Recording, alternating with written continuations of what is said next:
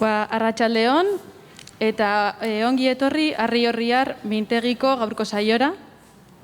Bienvenidos a esta sesión del seminario Arriorriar, desde donde se propone abordar la experimentación de formatos para la investigación artística basada en la práctica. Soy Damaris y estoy aquí como parte del grupo de investigación La SIA de la Facultad de Bellas Artes de la EHUPV. Y en este seminario que estamos organizando y al que dimos comienzo la semana pasada, cada miembro del grupo nos hemos encargado de invitar a un artista que desde su práctica pudiera aportar ejemplos en cuanto a este planteamiento de la experimentación de formatos. Podríamos pensar que la experimentación de formatos debería estar siempre presente como fundamento en la obra, pero tal vez a veces lo esté más o de formas distintas. Por mi parte, he propuesto participar en esta sesión a José Ramón Ais. ¿Y por qué? Pues primero, por lo atractiva que me resulta su obra y segundo, por lo ajena que me resulta, desde mi manera de abordar la práctica del arte, la manera en que, para mí, mirándolo desde fuera, percibo que la aborda él. Por lo atractivo y ajeno que me resulta también el extrañamiento al que llega desde su hipernitidez y por mi interés en conocer de qué modo él se interroga y avanza en su trabajo, en qué manera duda y puede intervenir pues lo más accidental o el azar en sus procesos, dentro de lo que puede parecer una práctica pues más dirigida o más cercana tal vez a una lógica de proyecto. Y quizás esta impresión la tenga al haber ido encontrándome con su obra pues finalizada, estructurada y expuesta como muy bien hilado todo, de una forma casi blindada para mí, como libre de fallos. Pero estoy segura de que no es así, así que desde mi propia curiosidad y confiando en que será de interés también para todas, me gustaría saber cómo pasan las cosas en él por detrás, cómo se piensa antes, cómo se piensa mientras, si se resuelve también antes o después o cómo. Y también porque me interesa su presencia desde una postura que yo encuentro al margen de algunas tendencias o poéticas en las que se subraya más el devenir del proceso o la huella del accidente. José Ramón Ais es de Bilbao, se licencia en la Facultad de Bellas Artes de la EHUPV y ha completado su formación con estudios de diseño de jardinería. Su obra puede considerarse como una reflexión y análisis sobre conceptos relacionados con la construcción y representación del paisaje. Está interesado en explorar los vínculos emocionales y los modos en los que se proyectan relatos, ideologías, deseos y utopías sobre la naturaleza. Ha expuesto en el Museo Nacional de Escultura de Valladolid, en Azcuna Centro A, en Foto España o en el Jardín Botánico de Madrid. Ha realizado las residencias artísticas Artista por Artista en La Habana, Artomai en Nueva York y en la Real Academia de España en Roma. Podéis mirar más sobre todo lo que ha hecho en su página web. Y nos trae aquí hoy la propuesta El Jardín Estudio como lugar de experimentación. Y os dejo ya con él. Espero que lo disfrutéis y que tú también lo disfrutes. Bienvenido y suerte. Muchas gracias, Damaris, por la invitación a la SIA, a la universidad y a la Sala Recalde y a vosotros por asistir a esta presentación en la que voy a hacer un recorrido por diferentes obras, intentando indagar un poco en los procesos de trabajo, que fue para lo que me contactó Damaris. Me va a quitar esto y en cierto modo pues me interesa mucho lo que propone este seminario de la dimensión investigadora de la práctica artística. No es algo en lo que reflexione mientras estoy trabajando, pero sí que creo que en cierto modo en la práctica se desarrollan ideas que en cierto modo son como inherentes a los procesos artísticos. Considero mi trabajo como un análisis... ¿Me lo acerco? Sí, bastante más. ¿Ah, sí? Pues como decía Damaris en la presentación, considero mi trabajo como un análisis de conceptos relacionados con la idea de paisaje y si consideramos el paisaje como una imagen, pues estoy interesado en analizar todos los mecanismos de construcción de esa imagen. En mi práctica, pues desarrollo esta centrada en la fotografía, aunque también desarrollo pues, diseños conceptuales de jardines que de una forma u otra se materializan. Me interesa investigar sobre diferentes sistemas de representación, dispositivos, ideas, referencias históricas, científicas, mitos, creencias que han sido proyectados a lo largo de la historia sobre la naturaleza y que en cierto modo pues, conforman un concepto contemporáneo de paisaje. Cuando he señalado como título de esta presentación el jardín estudio como lugar de experimentación, porque realmente es mi lugar de trabajo, no tanto como un lugar fijo, que lo hay, pero sino que es un proceso que con el desarrollo de mi obra pues, es algo fundamental. Y sí que voy a hacer como un recorrido por trabajos de los 90, justo el momento en el que acabé la facultad, pues para explicar cómo llegué en cierta forma a ese lugar que es el lugar del que parto generalmente en todos los proyectos. Me voy a ir a los años 90, acabé la facultad en el 95 y en ese momento estaba interesado en un tipo de trabajos. Me interesaba trabajar con la construcción de unos pequeños espacios que tenían una referencia directa a lo que son los pabellones de jardín, unas arquitecturas híbridas sin una funcionalidad determinada, pero que sí que aludían al jardín, como en este caso directamente con esa señalética en la que aparece el césped en forma de información. Eran espacios para la representación, una especie de escenarios. En algunos casos eran maquetas, en otros se construían. Por ejemplo, este fue construido y era un espacio en el que había una ambientación sonora que podías escuchar. Este es una especie de pabellón de jardín, como una especie de gabinete de lectura.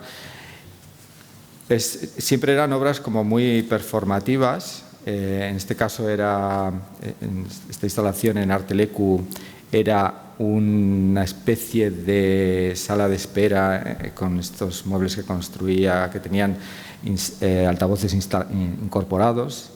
En este caso, por ejemplo, había una programación de obras sonoras y sí que me interesaba mucho pues, la idea de hilo musical, hilo de musak, ese sonido que no está diseñado para ser escuchado, sino que es únicamente un sonido de fondo. Me interesaba mucho las obras, el carácter decorativo, el carácter, en cierto modo, ambiental o atmosférico de estas experimentaciones. Trabajé con objetos, esculturas que eran también esculturas sonoras. Sí que era un momento en el que, al haber acabado en el 95, yo no toqué un ordenador en toda lo que es la facultad, y sí que cuando acabé pues me entró sobre todo muchas ansias por descubrir ese universo en lo tecnológico sobre la imagen 3D, el sonido, todo lo que en cierto modo los 90 precisamente era el momento en el que era accesible toda esa tecnología y a veces era bastante locura el querer conocer todos esos medios. Sí que más adelante también empecé a trabajar con plantas, se introducían dentro de las esculturas, pero seguía teniendo este carácter decorativo un poco como hilo musical, que aquí también suena, ahora me estoy dando cuenta.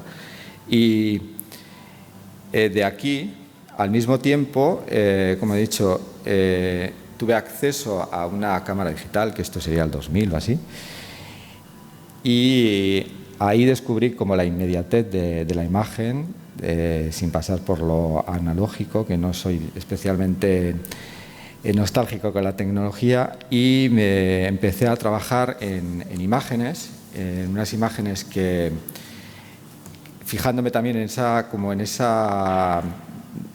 naturaleza decorativa de los jardines. Esto fue una serie que comencé a hacer de una forma muy intuitiva en el jardín, la huerta de mi casa, en la casa familiar, y de una forma u otra pues lo que hacía era elegir pequeñas escenas de las plantas, de todo lo que tenía alrededor, pero lo fotografiaba con fondos azules, con fondos cromas, y me hacía me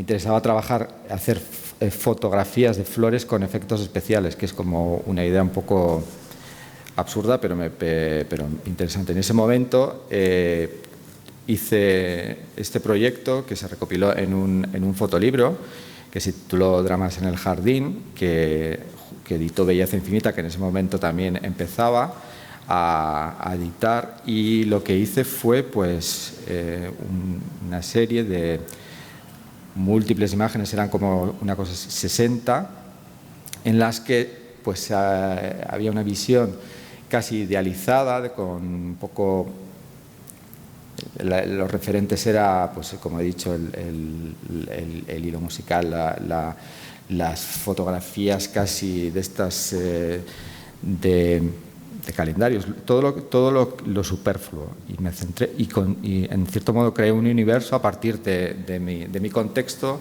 idealizado.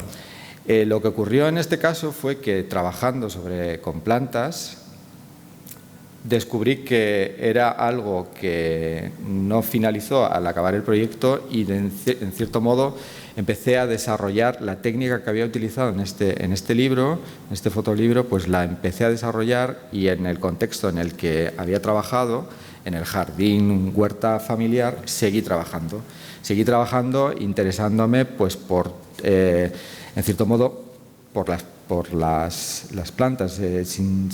Casi sin darme cuenta me estaba convirtiendo en un jardinero que utilizaba la fotografía. Era un híbrido, no tenía mucha idea de lo que estaba haciendo, pero me parecía que el proceso era interesante. En cierto modo, pues estos son los modos en los que en la actualidad sigo trabajando, y lo que en principio fue como algo intuitivo y como un juego, pues al final ha hecho que construya un espacio. En cierto modo es un archivo de imágenes, que voy ya como unas 100.000 mínimo, en la que a lo largo de los años he ido creando un jardín que luego utilizo para construir mis imágenes, pero que en cierto modo el otro día, revisando, eligiendo imágenes, pues me acordaba de todos los experimentos que este trabajo pues me ha permitido hacer. Y claro, en el momento que quieres fotografiar una planta, dices cómo funciona, qué hay que hacer, qué necesidades tiene, te metes, empiezas a plantar, empiezas a fotografiar en diferentes épocas, empiezas a interesarte por la historia, y al final eso es lo que en cierto modo pues a veces me vuelvo bastante loco sobre todo porque es un trabajo muy vital. Y constantemente utilizo esta técnica de ir fotografiando todo en diferentes momentos. Luego también salgo en el exterior, pero la base es un poco la huerta jardín. No es que sea un espacio que esté diseñado, sino que es un trabajo en proceso, porque claro, esto no es que comparto este espacio con la huerta de mi padre, con lo cual al final hay un diálogo y hay un aprendizaje entre dos personas que están haciendo algo completamente diferente, pero que el resultado suele ser pues interesante. Estos son fotografías del archivo. Experimento con muchísimas plantas. Tenéis aquí una visión general. Por ejemplo, las fotografío en diferentes momentos. Y esto es continuo. Esto lo llevo haciendo un montón, pues prácticamente desde principios de los 2000. Hay una imagen que quiero presentaros que a mí me parece muy evocadora y que sí que es como siempre ha sido como una inspiración en este proceso de utilizar el jardín como un estudio, en cierto modo. Estos son dos momentos de Thomas Alva Edison. El de la izquierda es el Black Maria. Yo estaba bastante obsesionada con este edificio cuando estaba en la facultad, incluso hice una maqueta. Es un protoestudio cinematográfico que tiene una apertura lateral en la que hay por la que entra la luz y se ilumina la escena que se filma, pero el propio edificio va rotando, buscando la iluminación del sol. Y a la derecha está el inventor, de nuevo, con esta planta que es un solidago, porque resulta que creó pues el nombre es Edison Botanic Research Corporation, que era un jardín botánico experimental que creó junto a Henry Ford, el de los coches, y Firestone, los neumáticos, para encontrar una planta que fuera capaz de crear un material similar al caucho. Fue un problema, no lo consiguieron, pero me parece como algo muy interesante si tengo que definir el contexto en el que trabajo. Este es el contexto con esta especie de Partenón de tomates, y ya veis que es todo muy móvil y estos son experimentos de diferentes setos que fotografío, que luego cambio de sitio. O sea, es algo muy móvil y fluido. Y estos son pues la parte de la serie Hierbas, que es una serie que empecé también desde el principio de los 2000 y que continúa, que en cierto modo esta serie es la que más refleja este contacto con ese espacio, es una mezcla entre plantas, malas hierbas, fondos imposibles. Es un imaginario en el que generalmente mi trabajo soy muy conceptual cuando construyo los proyectos, pero este está especialmente diseñado para hacer lo que me da la gana en ese jardín. Es la licencia que me tomo.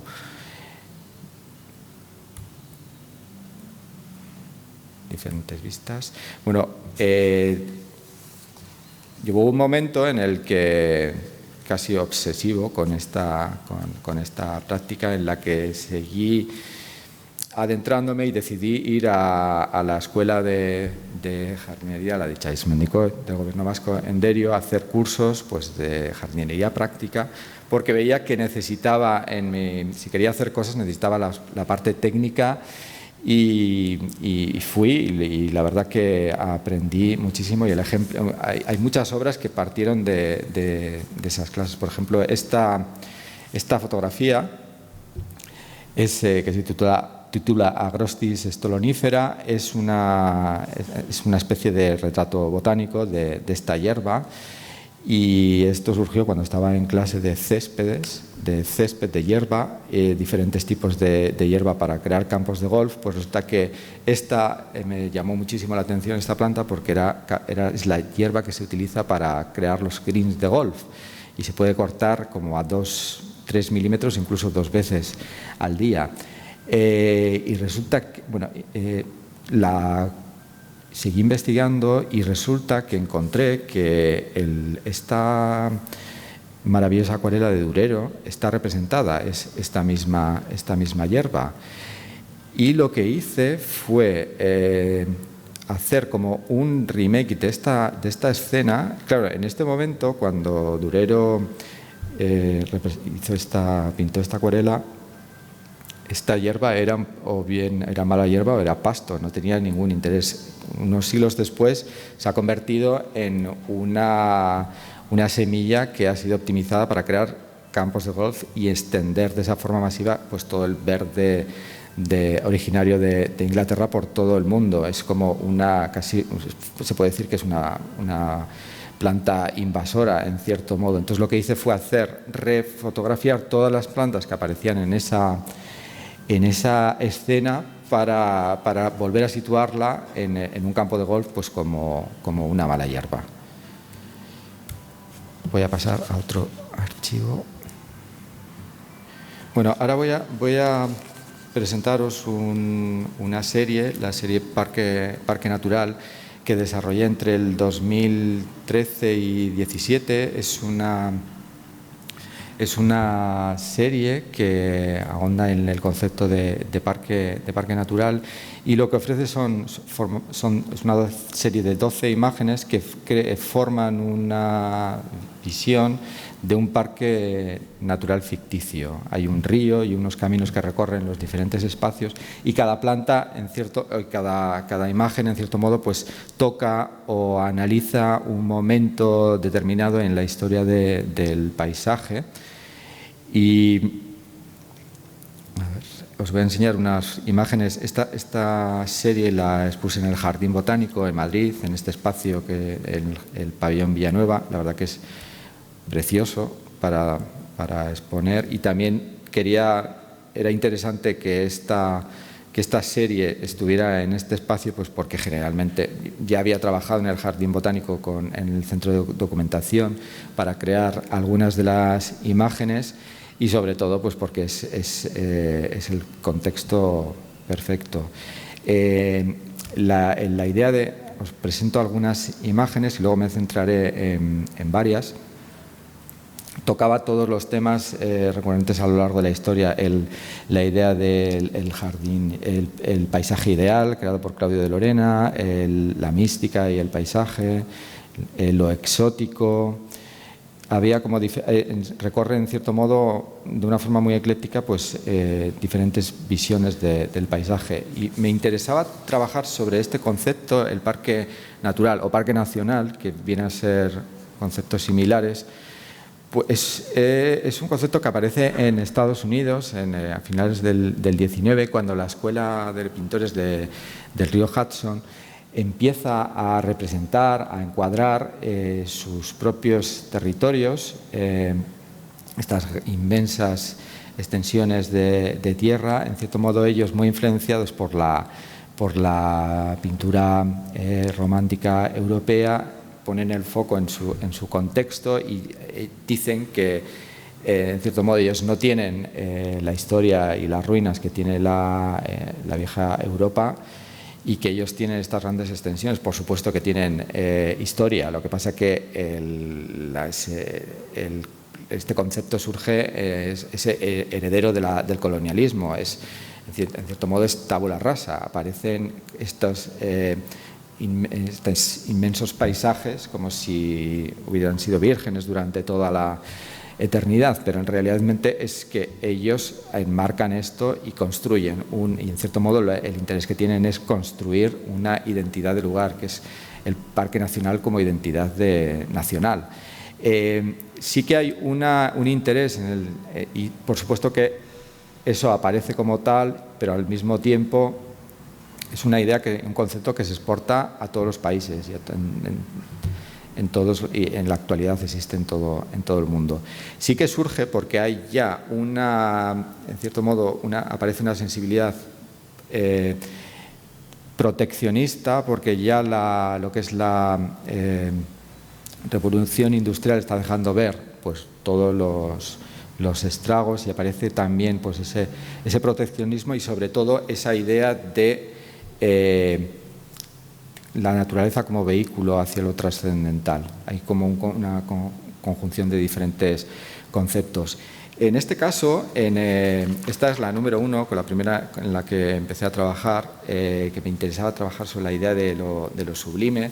Hay al fondo una montaña, que en realidad es una maqueta al modo de un escenario, y me interesaba trabajar sobre la idea como he dicho, de lo sublime, y trabajar sobre la montaña, porque la montaña fue como uno de los primeros conceptos que empezaron a señalar o a definir lo que eran estos lugares protegidos. Pues la montaña es el mejor ejemplo hacia lo sublime, con esa monumentalidad en la que el ser humano es mínimo, y aparece este sentimiento de atracción y miedo al mismo tiempo. Del mismo modo, esta montaña hace referencia al Monte Cervino, que es como el primer lugar al que tuvo acceso el ferrocarril, ya el viaje empezaba a ser más accesible, ya no era tanto el antiguo Grand Tour. Y sobre todo me interesaba trabajar en esta escena también otro de los grandes medios y productores de relatos del siglo XX, que es el cine. Hace referencia también a los títulos de crédito de la Paramount cuando aparecen las estrellas, y me interesaba hablar del cine porque es exactamente trabajo. Cuando construyo mis imágenes utilizo estos medios, como habéis podido ver antes. Me interesa, al construir las imágenes, pues sí que me interesa trabajar buscando un efecto de hiperrealidad. O sea, las imágenes tienen, en cierto modo, intento trabajar en formatos grandes, no existe la profundidad de campo, todo está fotografiado, aparece con el mismo foco. En cierto modo me interesa, cuando te pones delante de la imagen, crear ese efecto de extrañeza en el que los propios ojos no saben. A veces me dicen si son imágenes en 3D. En realidad lo que hago es acumular muchísima información que hace que el ojo, en un primer golpe de vista, pues no entienda muy bien lo que está percibiendo. Hubo un momento en la historia de la aparición de la fotografía cuando aparece. Es un medio que no tiene un lenguaje determinado. Al final, la historia se ha derivado a lo que es el índex, el documento, pero apareció otra vía, que es el pictorialismo, que es cuando la fotografía cogió todo el lenguaje de la pintura. Fue una vía, en cierto modo, una vía muerta en la historia de la fotografía, en la historia del arte, pero me parece como interesante situarme en ese contexto, porque era una fotografía muy estetizada, y en cierto modo eso es un concepto que siempre me ha interesado mucho, la estetización y lo conceptual en cierto modo en un pack que me crea como muchas interrogaciones, y es algo con lo que sigo trabajando y me interesa, en cierto modo. Voy a ir con otra de las imágenes. Veis, esta es una imagen tópica, navideña, de un paisaje nevado, casi kitsch. Y sí que me interesaba trabajar en esta serie, del mismo modo que en el Renacimiento y el Barroco se representaban los mitos clásicos en la naturaleza, siempre son escenas que tienen esos fondos, pues en cierto modo también trabajar con ello, pero desde la botánica. Cuando la ilustración aparece, Linneo sistematiza los nombres científicos de las plantas, son nombres binominales en latín, suelen ser descriptivos, pero muchas veces pues son también, llevan el nombre de personajes, que en algunos casos son mitos, personajes mitológicos, otras veces son personajes históricos. Luego he trabajado bastante sobre este tema y luego lo veréis. Y en este caso lo que hice fue representar el mito de Proserpina, de Perséfone, cuando es tragada llevada al inframundo por esta especie de laguna Estigia, en la que Hades se la lleva, la rapta. En ese momento, en el mito, Ceres, Demeter, la madre los nombres están combinados tanto en latín como en griego, porque en botánica los mezclan. A veces son unos en latín, otros en griego, pero el mito es el mismo. Ella, desesperada, lo que hace es paralizar el ciclo evolutivo de la naturaleza y crea un eterno invierno. Zeus, preocupado, pues pide que por favor a Mercurio, que es el dios mensajero, que baje al inframundo a rescatar a Proserpina. Y esta escena está representada en este punto con esta planta de la izquierda, que es la Mercurialis perennis, que lleva el nombre de Mercurio, que va a rescatar a la Proserpinaca palustris, que es una planta acuática cubana, que nunca estaría en un lago congelado, pero que representa este momento. Entonces, en cierto modo, lo que intentaba era representar estos mitos por medio de las plantas. Por eso mi interés en presentar esta serie en el Jardín Botánico. Como he dicho, cada imagen toca un tema diferente. En este me interesaba trabajar sobre la perspectiva, y en este caso utilicé pues, las herramientas de Leonardo en su creación de la perspectiva atmosférica, no geométrica, sino que utilizaba el color para detonar la lejanía con estos tonos azulados hacia el fondo, y ya con la luna como el punto de fuga más lejano, que ya se sale prácticamente de la Tierra. Lo que me interesaba de la perspectiva es porque este sistema, este mecanismo que aparece, que inventan en el Renacimiento, en cierto modo lo que hace es trastocar y cambiar pues la percepción y del espacio y la construcción del espacio. En cierto modo es una sistematización de la visión, que no es real, porque es una convención, porque es como si tuviéramos un único ojo. En realidad tenemos dos, pero hemos aprendido a ver así. Y hay el geógrafo Cosgrove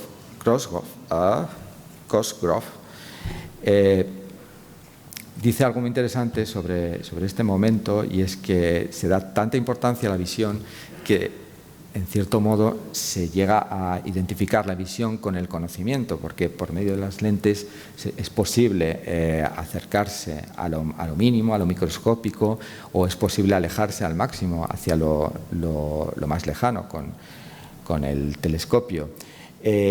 Lo que también es importante lo que es la perspectiva, porque en cierto modo lo que hace es articular el espacio, es una sistematización del espacio, y justo en un momento en el que los imperios europeos empiezan a repartirse el mundo, lo que es muy importante la utilización de este sistema en las cartografías, la creación de mapas, la construcción de ciudades, las ciudades ideales, que son pura perspectiva.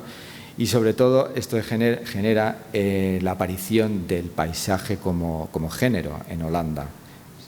Las tierras ganadas al mar son susceptibles de ser representadas.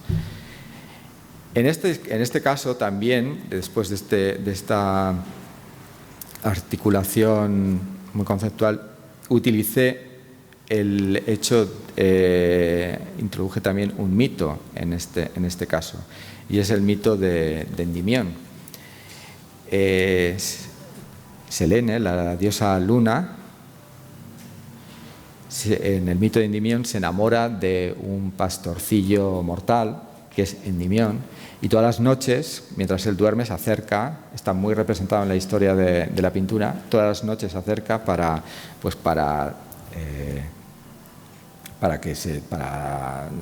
en ese romance, en ese momento. Entonces, en cierto modo, lo que intenté hacer fue utilizar la planta Endymión hispánica, que es esta rosa y azul que aparece a la izquierda.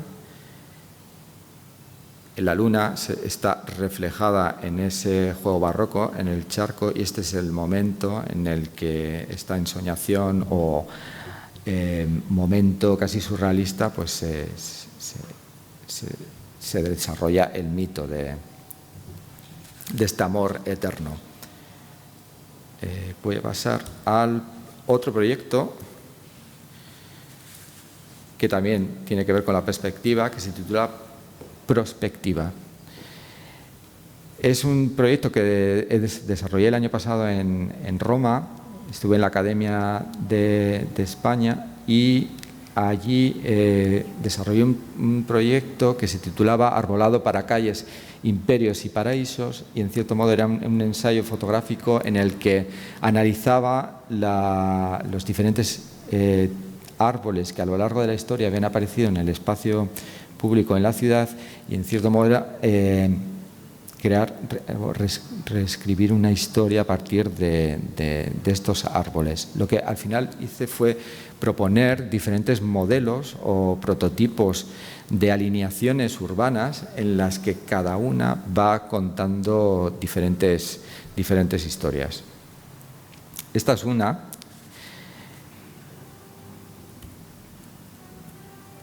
El pino, el Pinus pinea, es un árbol que en cierto modo es el más representativo ¿Me pongo la mascarilla?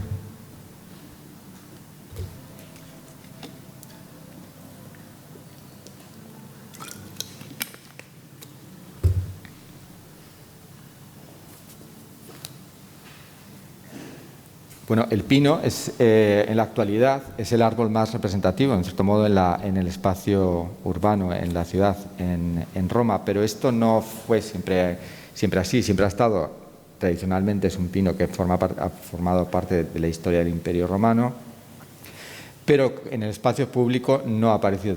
De todas formas, los árboles en el espacio público aparecen a partir del Renacimiento.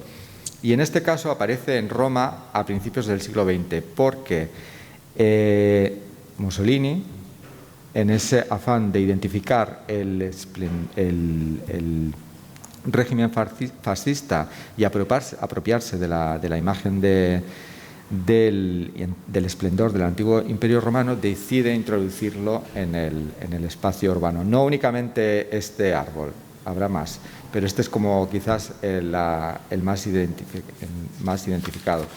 Hay un personaje muy interesante en ese momento, que es Giacomo Boni, que es un arqueólogo, arquitecto y restaurador, que es el que se encarga de los derribos, de las excavaciones en el Foro Romano y en el Palatino. Es muy interesante sus teorías en relación entre las plantas y las ruinas. En cierto modo, él tiene una idea muy romántica, muy influenciada por Ruskin, que fue su profesor, en el que él tiene una teoría en la que dice que las plantas protegen a las ruinas. Entonces él elige diferentes plantas y hace como experimentos. Tiene un jardín botánico experimental en el Palatino, en el que va investigando sobre diferentes especies y los diálogos entre las plantas y las ruinas. Esto a día de hoy no tiene ningún sentido. O sea, las plantas destrozan las ruinas, pero me parece muy interesante de qué forma proyectaba esa idea sobre cómo construía el concepto de ruina, porque al final todo son construcciones conceptuales. Sí que es interesante que él lo que hace es dar como las pautas de todas las plantas, árboles que el régimen va a utilizar en su urbanismo. Entonces, para ello, pues va a los textos clásicos de Virgilio, de Plinio, y hace una recopilación de todas esas plantas que serán luego utilizadas en el espacio público. En 1932, al final, lo que se hace en el Foro Romano es se construye una vía, la vía del Imperio en aquel momento, que arrasan con todo lo que es el barrio que existía en ese momento, y lo que ellos buscan es construir, en cierto modo, perspectivas, porque así como París tiene esos grandes bulevares, Roma no tenía esos espacios de representación. Lo que hacen es abrir una vía que conecta la Piazza Venezia con el Coliseo, de modo que construyen esa perspectiva, y en esas alineaciones lo que hacen es colocar pinos. Bueno, veis que el régimen se apropia también del imaginario de los desfiles romanos, y son espacios de representación. Y podéis ver aquí los pinos jóvenes en los laterales. Es interesante que hay otros ejemplos de especies que forman parte de la antigüedad clásica, pero también en este momento Italia era aliado con Japón y con Alemania. Y Japón, existe en Roma una calle que se llama, en ese momento se llamaba la vía del Japón, que en la actualidad es Vía Panamá, y regalaron cerezos para construir alineaciones. A día de hoy se pueden ver, quedan algunos restos de estos cerezos centenarios, pero lo interesante es que los japoneses, en cierto modo, también utilizaban toda la poética de la naturaleza y en cierto modo, estetizaban lo que era el conflicto bélico. Ellos decían que cuando en el cerezo, en el sakura, caen los pétalos, esa es una metáfora de los aviones que están bombardeando y los kamikazes que caen contra el enemigo. Esta es la vía actual, la vía de los foros imperiales, en las que están los pinos. En realidad, esta vía luego conecta con no es una línea recta, pero conecta con la vía Cristóforo Colombo, que llega hasta el mar, que es una gran alineación de pinos. Bueno, pues lo que me interesaba en esta serie, en lo que me interesaba trabajar era también en la perspectiva, utilizando otro icono de Roma, que sería la perspectiva forzada de Borromini en el Palacio Espada. Entonces lo que hice fue construir una alineación de pinos, o sea, un modelo, un patrón de alineación de pinos en los que los pinos siguen el patrón de la columnata de Borromini. De todo modo, desde un lado sería una alineación larguísima y desde el otro lado sería una alineación muy corta. Serían perspectivas forzadas desde los dos lados. Esta sería la visión frontal. En cierto modo también es como casi como ver el propio proceso de crecimiento de un pino. Y sí que lo que me interesaba en este caso era trastocar lo que es este espacio de representación y, en cierto modo, alterar pues, la percepción del tiempo y del espacio. Tanto el espacio puede ser muy corto por un lado, muy largo por el otro, y el tiempo, pues al final es como que si vas en un sentido, el espacio te vas al pasado y en el otro sentido te vas al futuro con los diferentes tiempos de los árboles.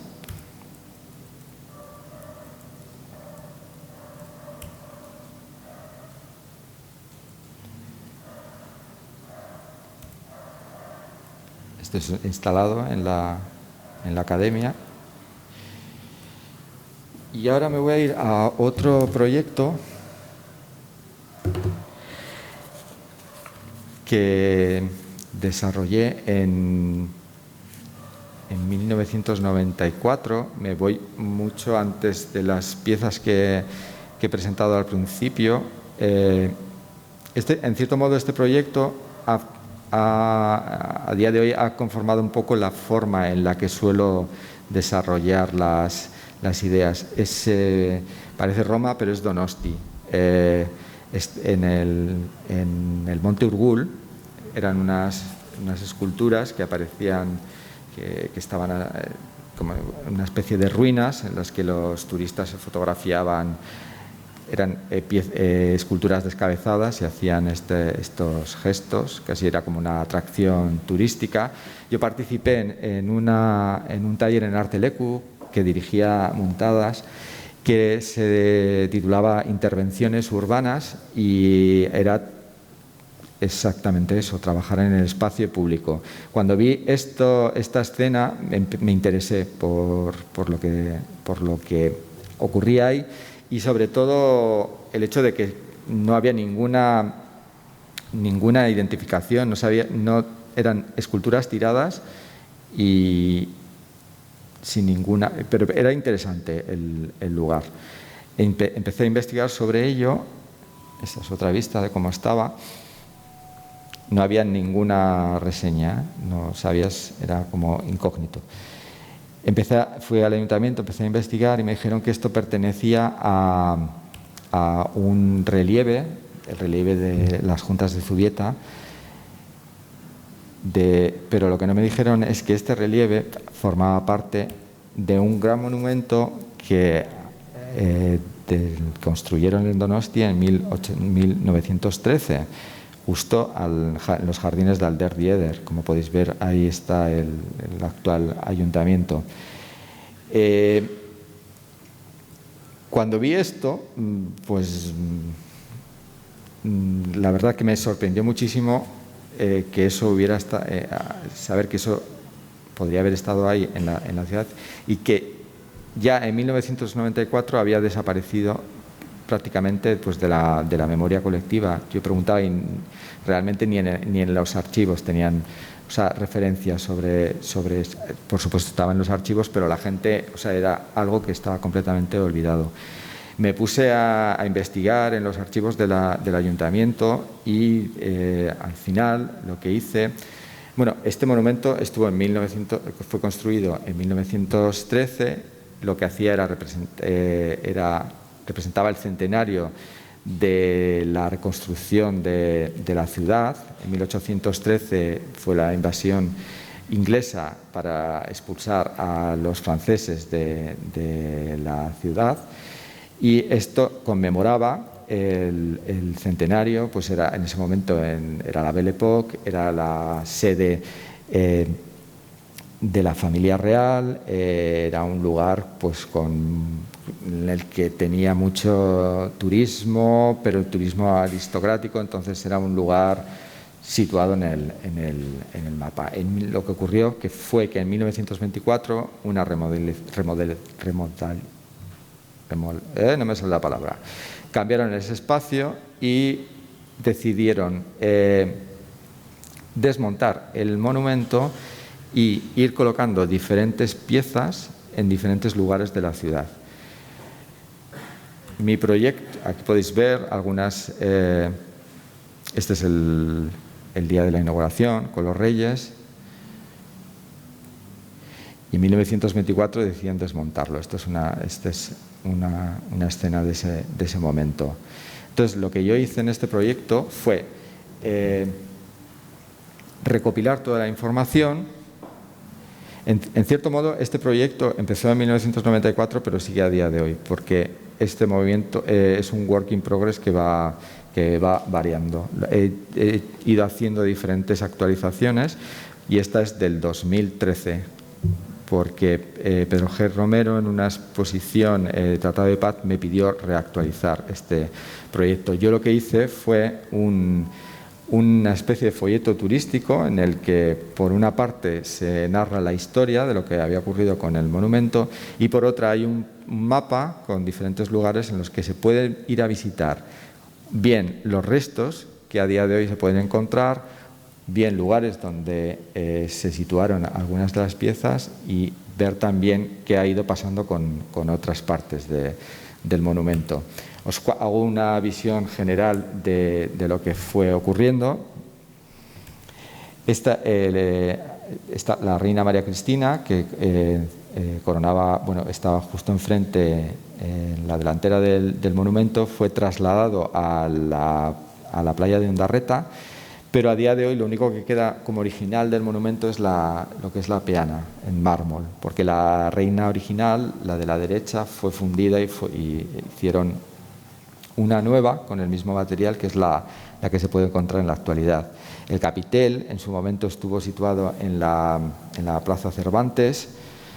Todos estos datos los he ido, muchas de las piezas no se pueden encontrar ya y se perdieron. O sea, es como más de un siglo, pero quedan documentación en muchos casos en periódicos, y ese es en cierto modo la guía que me ha servido para ir situando estas piezas. Esta es la Bella Easo, que coronaba el monumento, que en su día estuvo situado encima de esta pasarela en la estación de tren, también desapareció.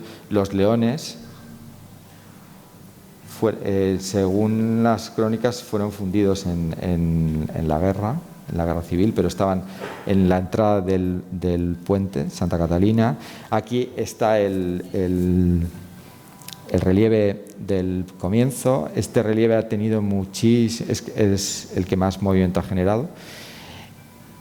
Es muy curioso porque, por ejemplo, en el momento de la inauguración no estaba acabado, con lo cual pusieron en el monumento el boceto.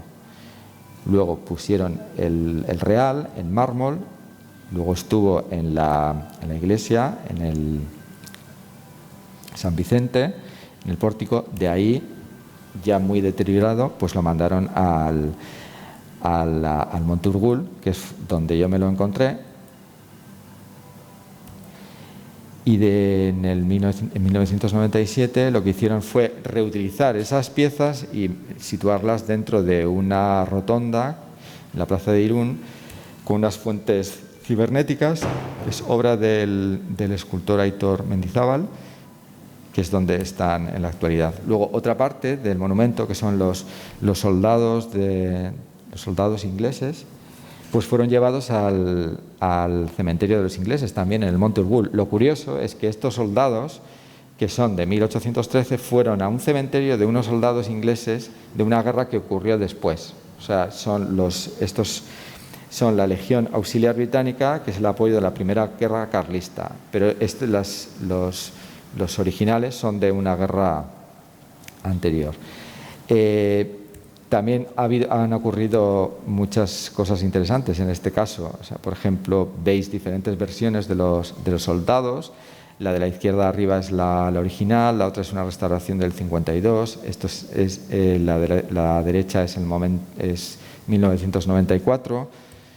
Y cuando me pidieron rehacer o reactualizar este proyecto, pues sí que en el Museo de San Telmo pedí si era posible encontrar si sabían de algún resto o algo que podría pertenecer a este monumento. Y me hablaron de un busto, lo fotografié y luego, por medio de fotografías, al final deduje que esta pieza pertenecía a esta restauración del 52, pero que en cierto modo nunca estuvo en el monumento.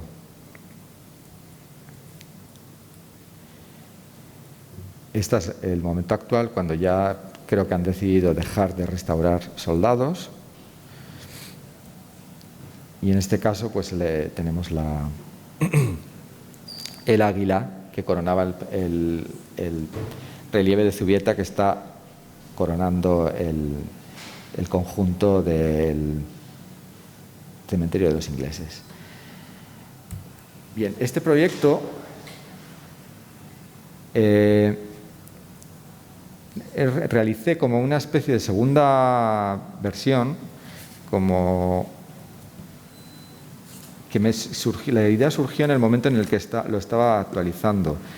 En cierto modo, toda esta información la adapté a todos los estudios que estaba haciendo sobre botánica, y decidí transformar esa guerra, la guerra que os he comentado de la independencia española, de la ocupación francesa, en un jardín. Y el modo en el que lo hice fue utilizando epónimos botánicos, del mismo modo que antes os he explicado lo de Endimión y Proserpina, y en este caso lo que veis aquí es casi un cuadro de historia en el que está representado el inicio de esta guerra, de la guerra de la independencia española. La palmera que veis es la Carludovica palmata, que lleva el nombre de Carlos IV. La planta superior es la Aloisia citrodora, la hierba luisa, que es la planta de María Luisa de Parma, la reina. Esta planta de aquí es la Ferdinanda eminens, por Fernando VII, y esta de aquí es la Bonapartea juncea, por Napoleón Bonaparte. Entonces, en cierto modo, este es el inicio de la guerra. Este proyecto hice como una primera versión en Madrid y luego desarrollé otra versión en Bayona.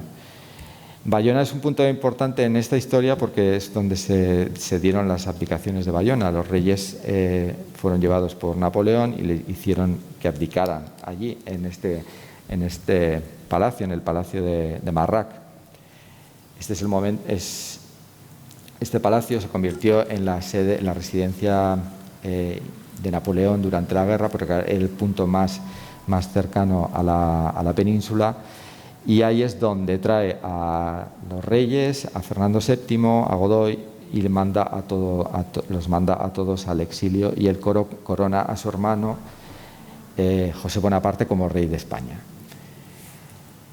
Aquí podéis ver las diferentes plantas de cada personaje. Aquí lo que hice fue investigar todas las expediciones botánicas que había hecho el Imperio Español en Sudamérica, y di al final con que todo el equipo de gobierno de Carlos IV en cierto modo estaba representado en plantas, y ahí fue cuando empecé a intuir que era posible construir un jardín que transformara la guerra en un paisaje. Veis Napoleón en la parte de abajo. Napoleón tenía dos plantas. Una es la Bonapartea juncea, cuando era aliado de España, que se la dieron Ruiz y Pavón, que eran los botánicos españoles, y la Napoleonea imperialis, la de la izquierda, que es de los botánicos franceses, que se la dieron en el momento en el que se autocoronó emperador. Para crear el jardín, aquí podéis ver hay más personajes, militares, aristócratas.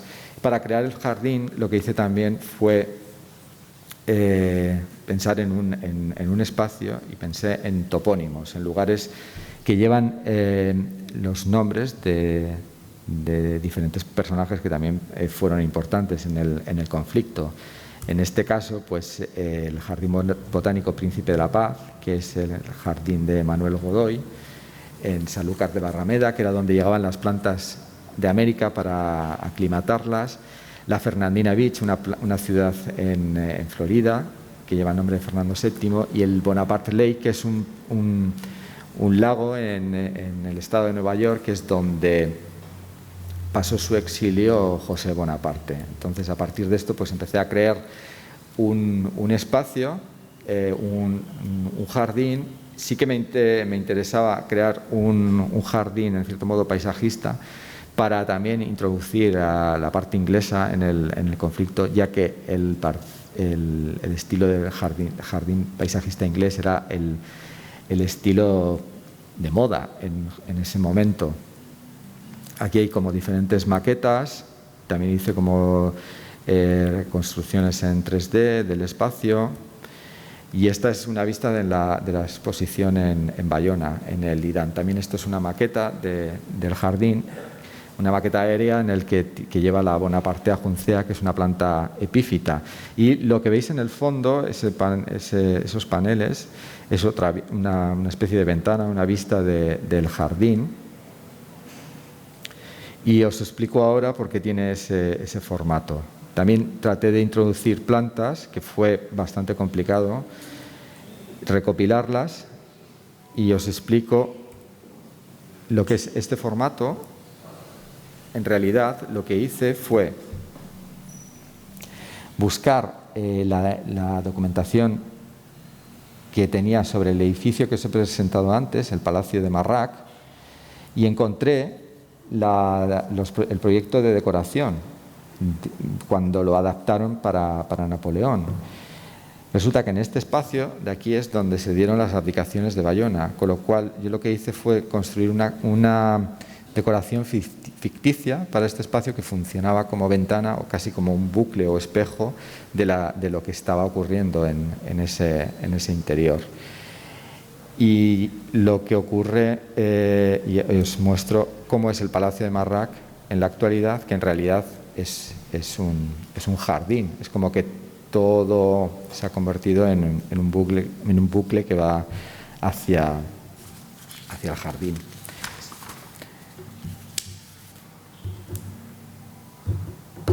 Ahora os voy a presentar otro proyecto que es Brillan en la noche.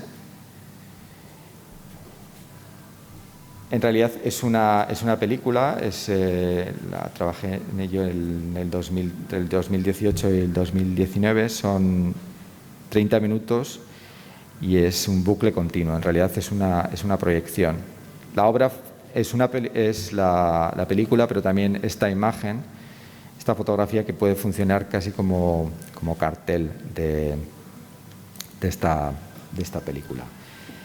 Este proyecto surgió en una residencia que realicé en La Habana, y lo que me interesaba al trabajar en este contexto eran los parques nacionales cubanos, porque estos parques en realidad son los escenarios del origen de la Revolución cubana.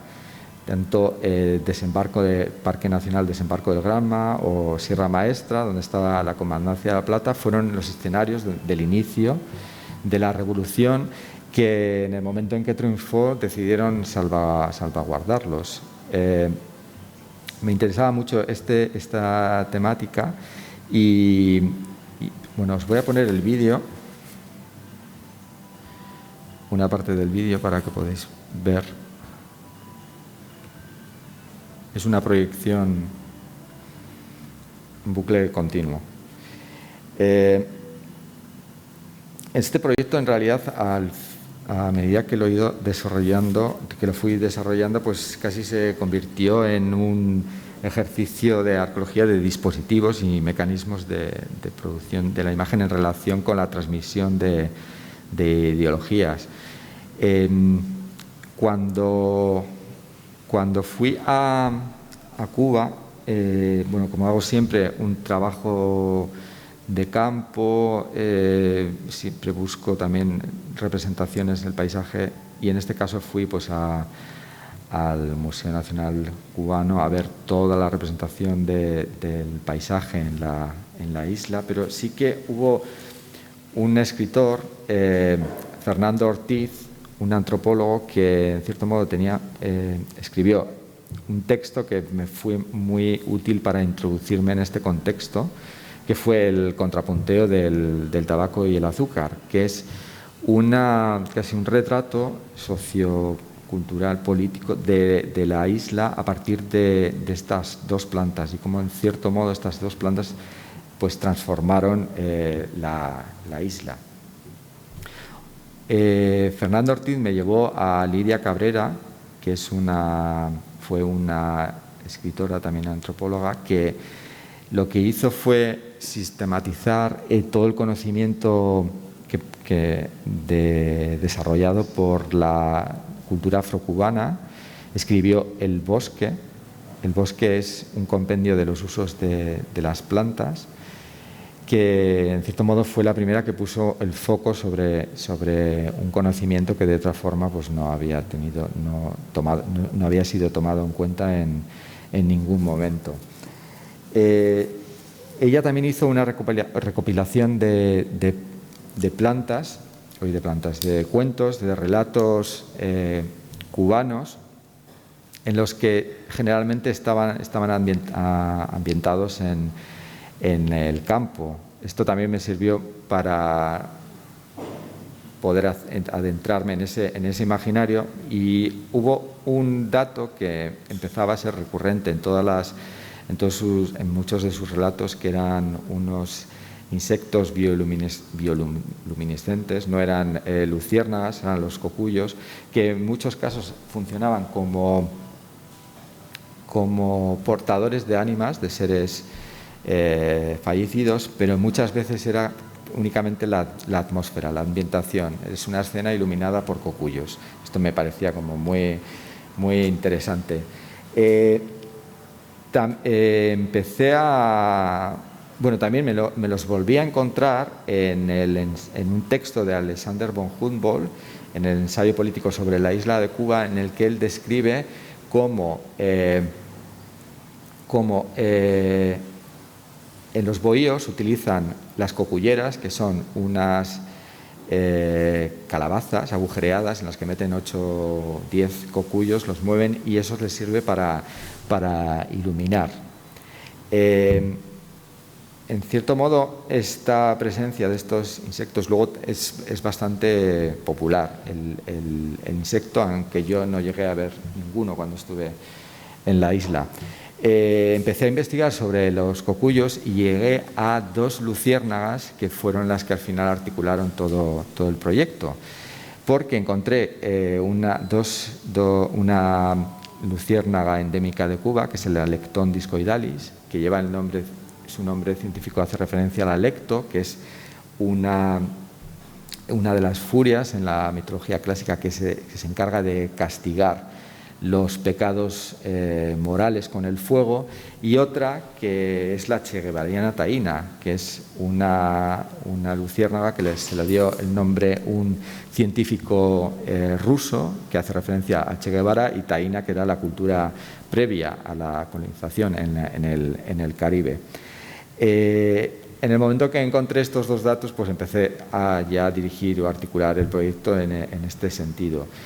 Y hubo un momento en el que fui al Museo de la Revolución, el antiguo de La Habana, en el antiguo Palacio Presidencial, y me encontré esta escena en la que, bueno, estaba denominada como escultura hiperrealista, en la que se veía a Che Guevara y a Camilo Cienfuegos pues, en Sierra Maestra. Esto era el final del museo, y esta especie de diorama pues, fue el que me hizo enfocar el proyecto directamente en estos dos personajes. Ellos fueron los dos mitos que murieron que desaparecieron en el inicio de la historia de la Revolución, y en cierto modo son dos personajes que se convirtieron en mitos. Me interesaba esta idea, y en cierto modo lo que hice fue hacer una conexión entre la historia oficial de la Revolución a partir del Museo de La Habana, de la Revolución, y todo el imaginario que había investigado a partir pues, de los textos de Fernando Ortiz y Lidia Cabrera. Era, en cierto modo, coger a estos dos personajes. Claro, yo me imaginé la linterna de Script, la cucullera en la que aparecen, en la que dentro están estos dos personajes, y es como una metáfora de la construcción mental que me hice, que me sirvió para adelantarme en el proyecto. Lo que hice al final fue en mi estancia recorrí bastantes zonas, parques nacionales, tanto el de Granma como Sierra Maestra. Me adentré subí a la Comandancia de La Plata, como siempre hago, documenté, hice un montón de fotografías, y lo que hice fue un remake de esta escena de la Revolución, pero utilizando las plantas y las rocas de esos lugares, y transformar a los dos revolucionarios de forma alegórica, en el caso de Camilo Cienfuegos con el Alectón discoidalis y Che Guevara con la cheguevariana taína. Lo que hice fue expandir esta imagen y convertirla en un panorama. Históricamente, los panoramas han sido esos espacios en los que se representaban paisajes, pero sobre todo se representaban batallas, eran casi edificios en los que había una pintura central, mural, en el que había escenas de la historia, pero generalmente batallas. Cuando he dicho antes que en cierto modo, este proyecto se convirtió en un análisis de los dispositivos, del desarrollo de la imagen, la construcción o en la emisión de ideologías, en todo caso, siempre estaba haciendo en mi proceso, siempre estaba comparando ese contexto con nuestro propio contexto. Hay varios paralelismos en el uso de las imágenes, y por ejemplo el hecho de que apareciera la linterna mágica, la proyección, pues la linterna mágica en su origen es un invento de un monje de la Contrarreforma. O sea, la linterna mágica en su origen era un sistema en el que se intentaba promulgar la palabra de Dios. Entonces, lo que pasa es que todos los mecanismos de construcción de la imagen que heredamos de la Contrarreforma pues han sido absorbidos por el mundo del espectáculo, pero en realidad hay como ciertos paralelismos, y fue en eso en lo que me enfoqué en este proyecto. Ellos, por ejemplo, era muy interesante que mucha de la propaganda del régimen está construida para ser vista desde el coche. No es fácil viajar en coche en la isla, pero es el mismo sistema que tenemos nosotros con la publicidad. Le di ese efecto de road movie, en cierto modo, por ese sentido, por el hecho de estar rodeado de un paisaje que está cerrado. También tiene la idea de panóptico, pero que está construido a partir de múltiples espacios, como una road movie. Y ahí encontré un dato que fue determinante en este sentido, y es que la palma real, la palmera, que es la planta nacional de la isla, que en cierto modo es donde habita Changó, uno de los orisas más importantes, el dios del trueno. Curiosamente, el nombre científico de esa planta es Roystonea regia. Roy Stone fue un militar americano, ingeniero, que lo que hizo fue construir los caminos en Puerto Rico y en Cuba en la guerra contra el Imperio Español. Con lo cual, esa palmera que aparecía que además es la palmera que aparece en las alineaciones en la carretera, pues tenía todas esas connotaciones. Y luego también había otro efecto muy interesante, que casi era como un memorial cinético, que me recordaba mucho al zootropo, que es que cuando llegabas a un pueblo en coche, ibas encontrándote con mártires, pero los veías a medida que avanzaba el coche. Con lo cual, todos estos mecanismos, al final, pues son lo que me llevó a trabajar en esta proyección, que es como un conjunto y mezcla de diferentes momentos en el desarrollo de la tecnología de la imagen.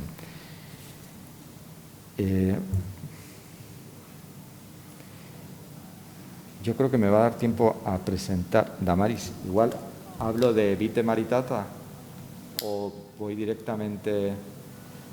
Vale. No.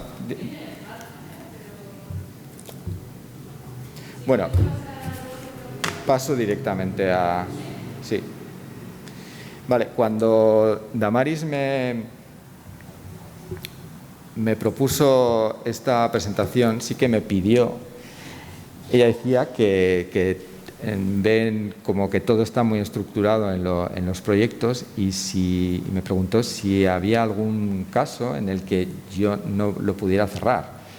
Y sí que tengo varios, y en cierto modo lo que le propuse fue, bueno, pues voy a hablar de uno que lleva muchísimo tiempo en el que no he encontrado la forma de cerrarlo, y yo lo que le propuse fue de utilizar este formato, de introducirlo en el proceso de trabajo. Entonces,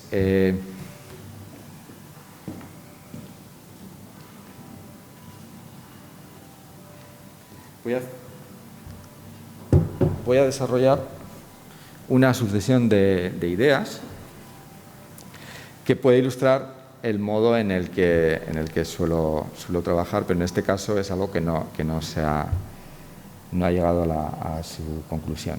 Bueno, voy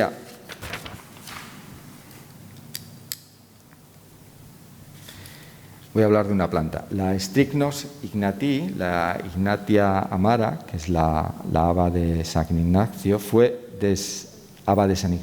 descrita por el botánico Josh Campbell, un misionero jesuita del siglo XVII en las islas Filipinas. Esta planta fue... Quiero quitar la imagen para que no... Bueno, pues como decía, esta planta, el misionero jesuita Campbell se la dedicó a San Ignacio de Loyola, que es el patrón de la compañía, bueno, el fundador de la compañía de Jesús. Esta planta en realidad es un árbol trepador que está articulado crece emitiendo lianas, tiene una floración con un olor muy similar al jazmín, sus hojas son lanceoladas, de un verde muy intenso, y luego tiene unos frutos del tamaño de una manzana que tiene una pulpa muy densa y dentro hay como unas semillas. Estas semillas son las que se denominan las habas de San Ignacio. Como he comentado en el proyecto anterior, todas las referencias a la Contrarreforma como ese momento en el que como contestación a la Reforma católica, la Reforma protestante, que es iconoclasta, lo que hace la Contrarreforma es desarrollar el mayor operativo de imágenes, dispositivos, que pueda precisamente pues, para convencer por medio de la imagen, y eso en mi trabajo siempre me ha parecido como muy interesante, y es algo que ha estado siempre rotando en todos los procesos que suelo desarrollar. Investigando sobre esta planta, sobre la Strychnos ignatii, encontré que hay un derivado, un alcaloide, que está presente, que es la estricnina. La estricnina a lo largo de la historia se ha utilizado como un veneno muy potente, y está presente en lo que es en la haba de San Ignacio. Investigando sobre la estricnina, encontré un archivo que hacía referencias a este alcaloide a lo largo de la ficción. En la ficción, o sea, ha sido bastante utilizado por Agatha Christie en varios de los asesinatos, pero encontré un dato que fue el que me hizo, en cierto modo, dirigir el desarrollo de este proyecto, que fue el hecho de encontrar que aparece en el hombre invisible, en Herbert, de la novela de ciencia ficción de Wells.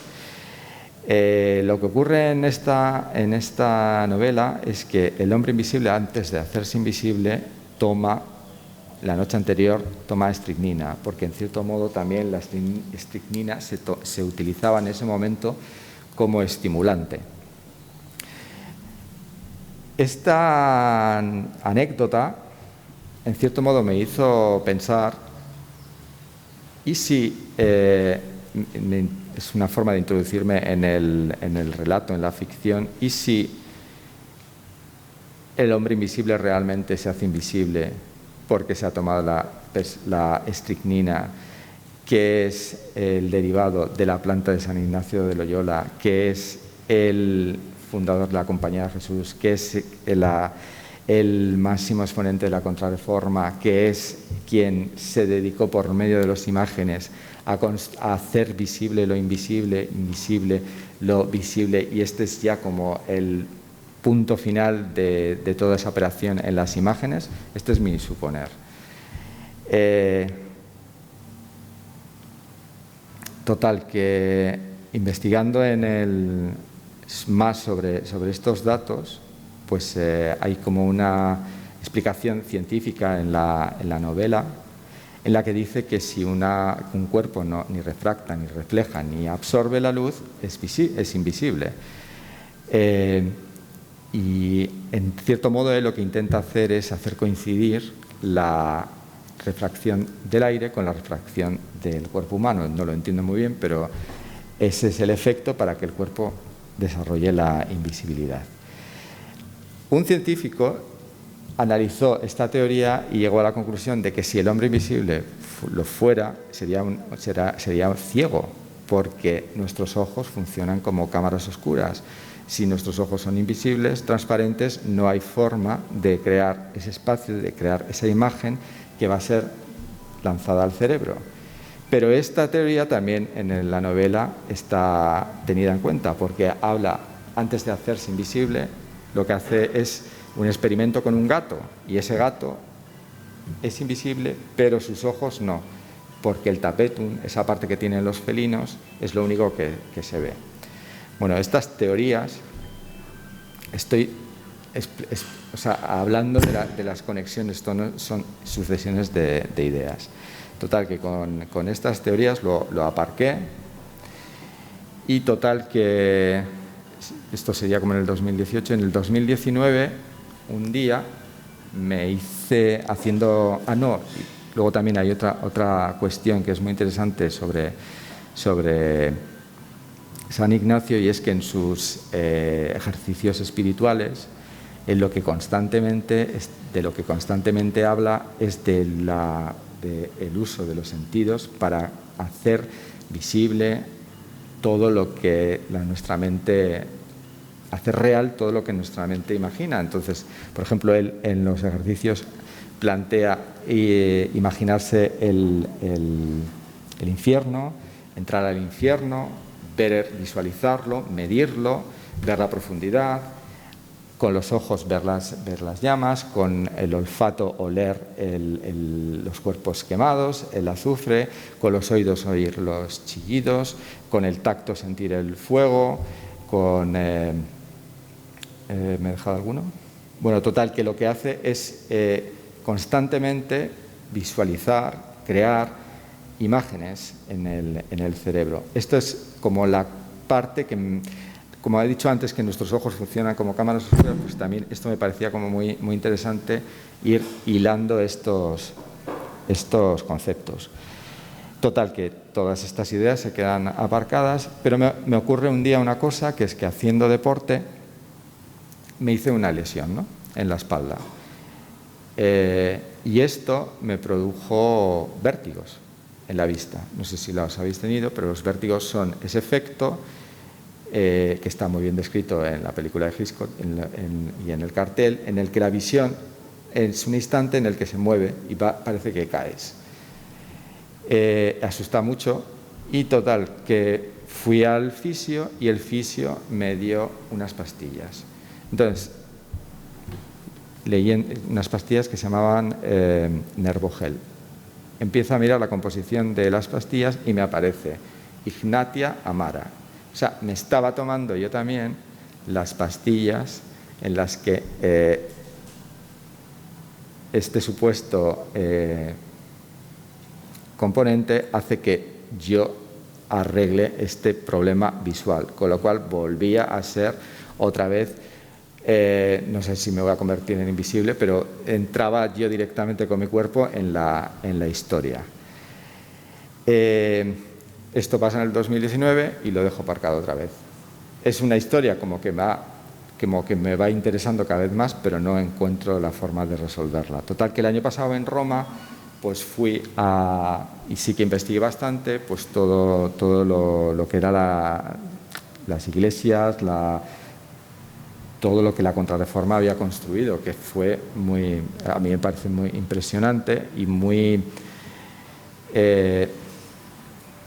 en cierto modo muy relevante en la historia de la imagen.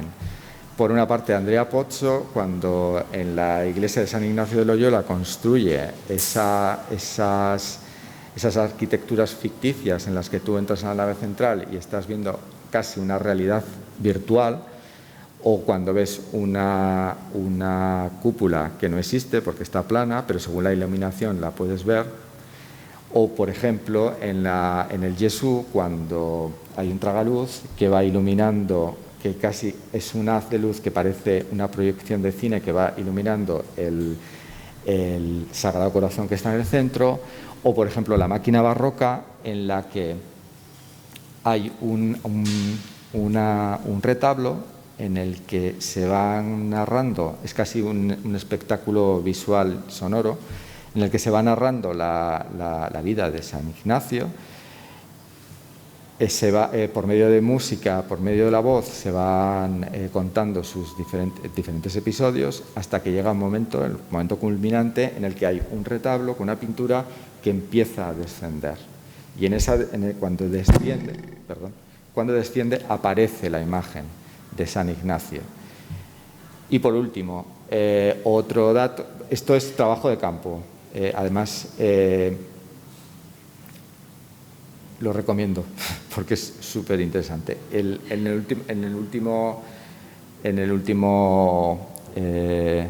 espacio que en los últimos momentos de la vida de San Ignacio, en sus aposentos, pues hay antes una antecámara, que es un pasillo que está pintado por Andrea Pozzo, en el que se ve una perspectiva forzada. Este espacio me recordó un poco a este efecto del vértigo. Esto ya la época de la pandemia era bastante complicado entrar, supliqué por favor que me dejaran verlo y me acompañó un sacerdote. Entonces, cuando lo estaba viendo, me dijo: para verlo tienes que situarte en el centro, porque ese es el punto de vista bueno. Y cuando estaba ahí me dijo: ese es el punto de vista bueno porque ese es el punto de vista de Dios. Y ese fue el último, en cierto modo, el último punto en el que dejé esta investigación. Cuando Damaris me pidió este ejercicio, en lo que pensé fue, bueno, pues voy a coger lo que suelo hacer generalmente cuando empiezo un proyecto, es la planta y la cultivo y empiezo a ver cómo funciona. Y esta es la planta con la que estoy trabajando en la actualidad.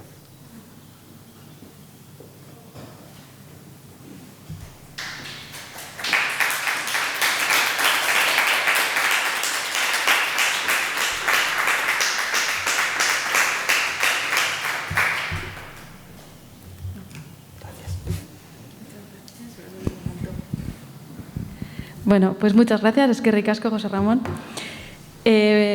Voy a pasar a ver si alguien del público tiene alguna pregunta para hacerte. ¿Algún comentario? Gary, tú igual, ¿no? Sí, Rita. Desde aquí mismo, ¿no? Para hablar. No, aquí, ¿no? Sí. Ah, bueno, es igual, ¿no? Sí, me vengo aquí. La columna.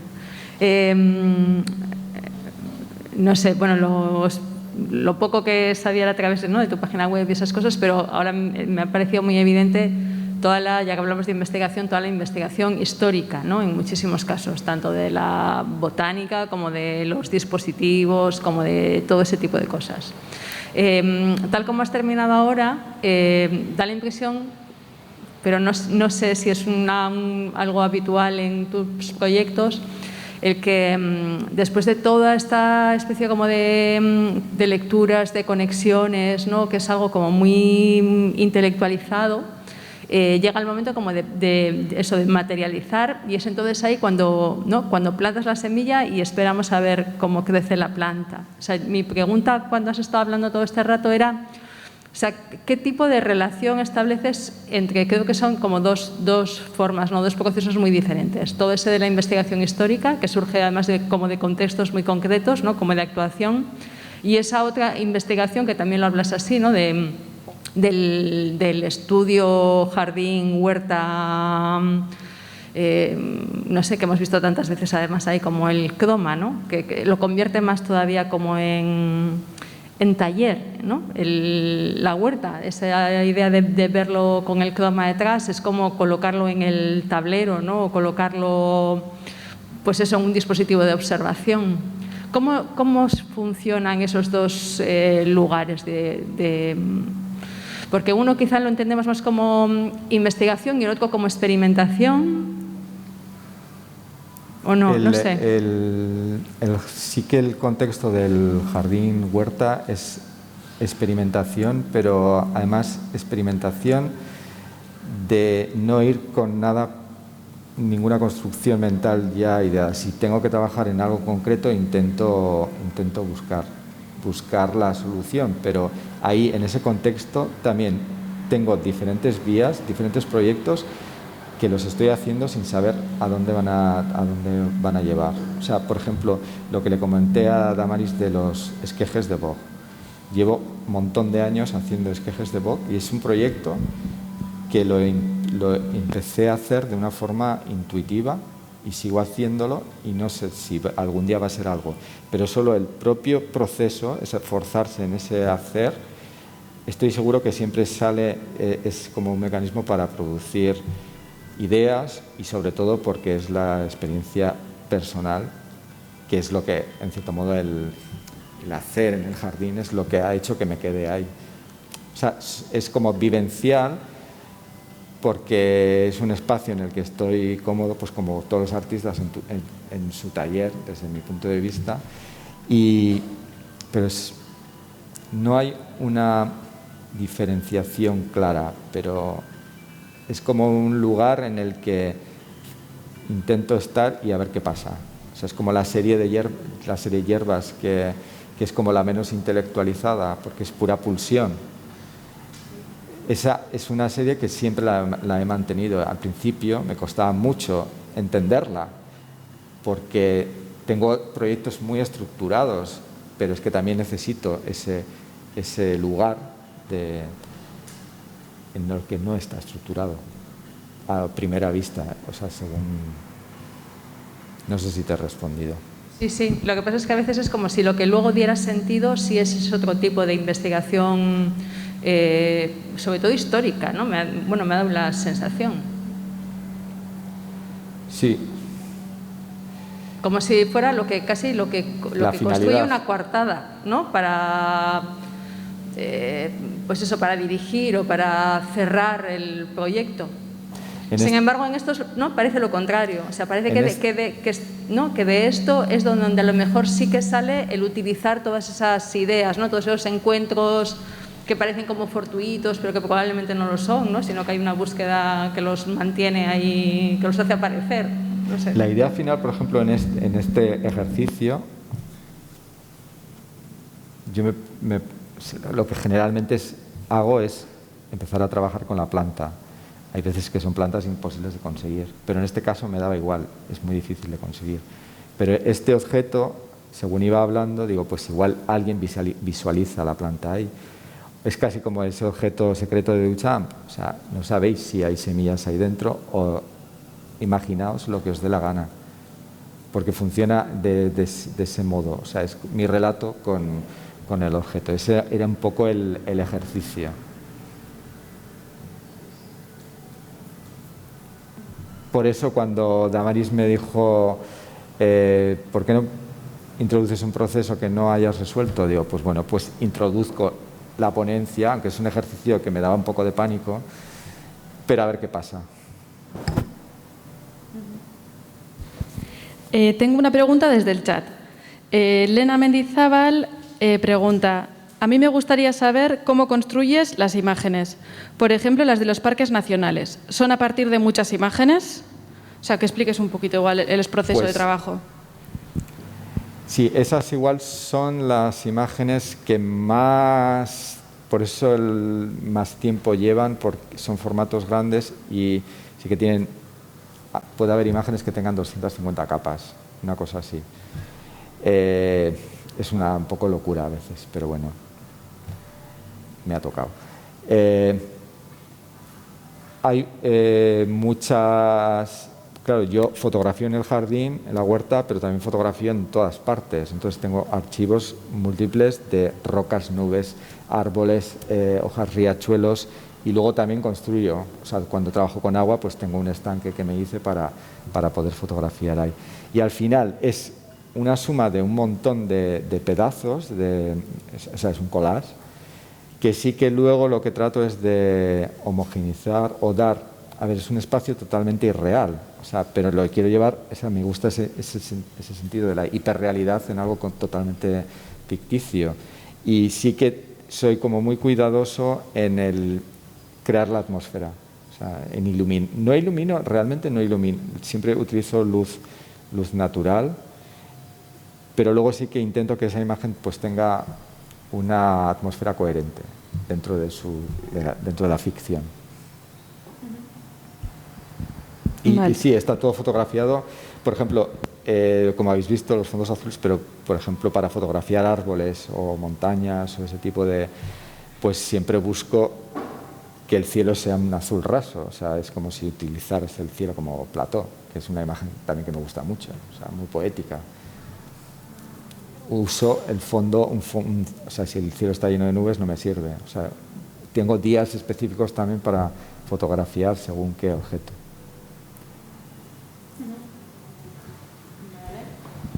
Bueno, Elena, espero que haya respuesto bien, o si tienes alguna duda más puedes escribir en el chat que estoy pendiente. Y mientras, en la sala, si alguien tiene alguna pregunta más para hacer. ¿Por aquí? Lo que acabas de decir, un poco como al jardín de Monet, ¿no? O sea, que se construye para ser pintado o para ser fotografiado, ¿no? Sí, cuando he puesto antes, algo parecido, supongo. Cuando he puesto antes la referencia de Edison, también, o sea, siempre me ha fascinado el jardín de Monet, sí, más técnico. O el de Derek Jarman o el Ian Hamilton Finlay, que es muy orgánico, que va construyendo, que no es tanto un diseño desde de principio a fin, sino que es vivencial, o sea, es un continuo una continua experimentación que al final pues es un espacio vivido. No sé, sí, que se va construyendo un proceso.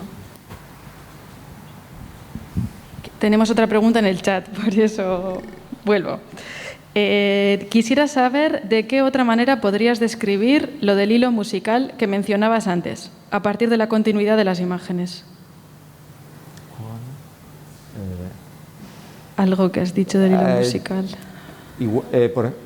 Cuando hice Dramas en el jardín, sí que pensé en las imágenes, como esas imágenes vacías, esas imágenes estereotipadas, ese kitsch, pues como es la música del hilo, como es una versión musaco, hilo musical de una obra, que es como lo bajas a nivel cero expresión, le pones los típicos violines, le pones pues unas armonías fáciles. Entonces, que en cierto modo eso también lo utilizo muchas veces en la obra, porque esta estetización, forzar el canon, casi una belleza histérica en cierto modo, porque a veces es como pues busco ese tipo de imagen que en apariencia puede ser totalmente vacía.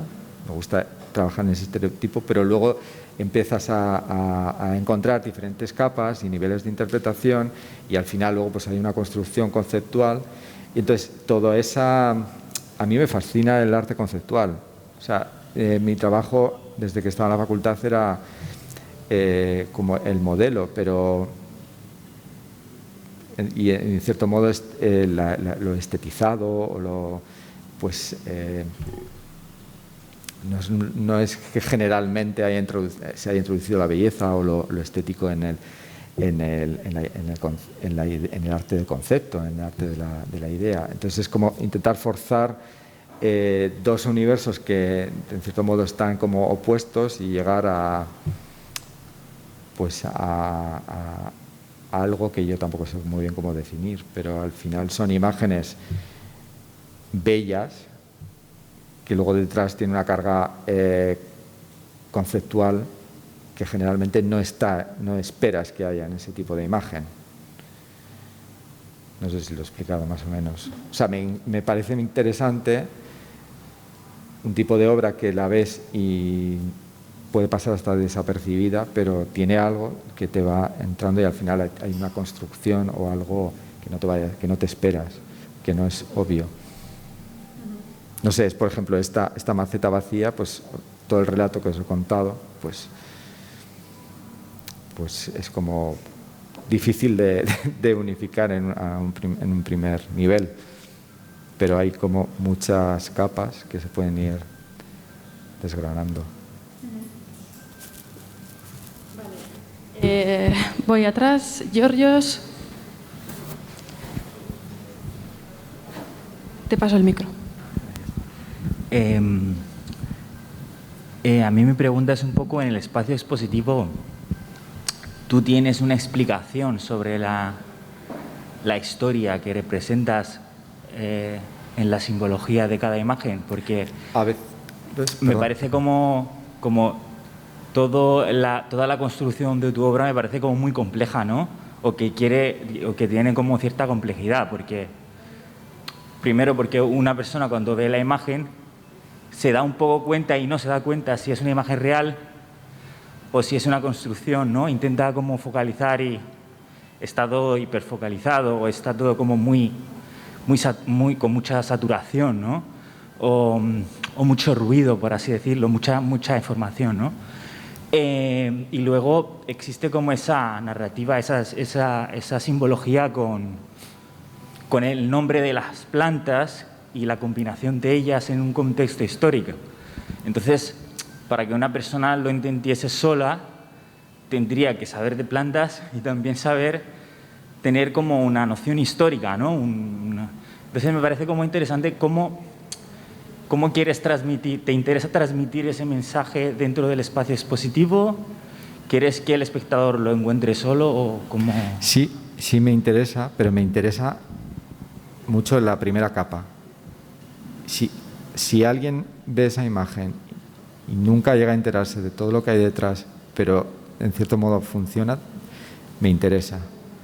O sea, en cierto modo ese modelo que utilizo es un modelo que he aprendido por el tipo de obras que me suelen gustar, que es cuando obras que no entiendo nada, pero tiene algo que te hace volver y empiezas a investigar y te encuentras algo que no esperas. A veces sí doy información porque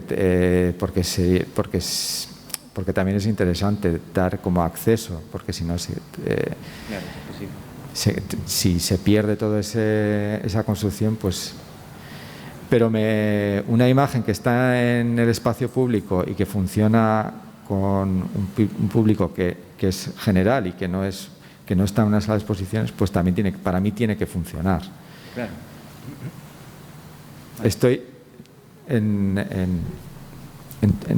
interesan todos los niveles. Vale, gracias. Vale, pues gracias. Son ya -10, tenemos que ir terminando, así que si alguien más quiere comentar algo y si no, pues nos vamos despidiendo. ¿Sí? Vale, pues muchas gracias, José Ramón, y a todos por venir. Y nos vemos el último miércoles del mes siguiente, otra vez aquí. Vale, pues nada. Muchas gracias. A ti. Agur.